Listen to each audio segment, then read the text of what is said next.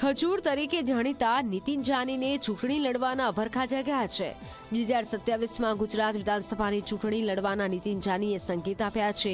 ખાનગી કાર્યક્રમમાં નીતિન જાનીએ 2027ની ચૂંટણી અંગે વાત કરી છે। કોઈપણ પાર્ટીમાંથી યુવાનોને ચૂંટણી લડવા માટે આગળ આવવાની અપીલ કરી છે। નીતિન જાનીએ ખાનગી કાર્યક્રમમાંથી એવું કહ્યું કે 2027ની ચૂંટણીમાં આપણે ઉતરવું પડશે।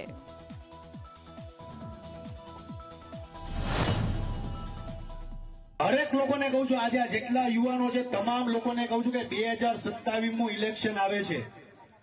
जे भणेलो होय जे आगळ होय जेने कंईक समाज माटे करवुं होय तो तमारा विस्तारमांथी लड़जो। पार्टी जे होय अने तमारी दया छे तो हुं ऊभो रहेવાનો છું।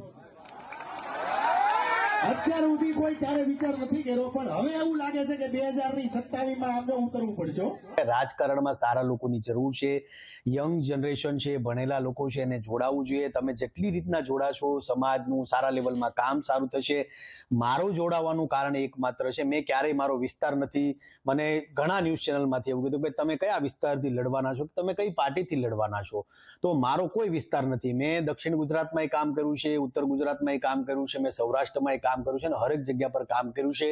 આજે તમારી ચેનલના માધ્યમથી કહું છું કે ગુજરાતમાં હરેક વ્યક્તિઓના ઘર ધાબાવાળા બને એ પહેલી પ્રાયોરિટી છે। ગુજરાતમાં ગૌશાળાઓ પતરાવાળી નાબૂદ થાય અને ધાબાવાળી ગૌશાળા બને એ બે પહેલી પ્રાયોરિટી છે।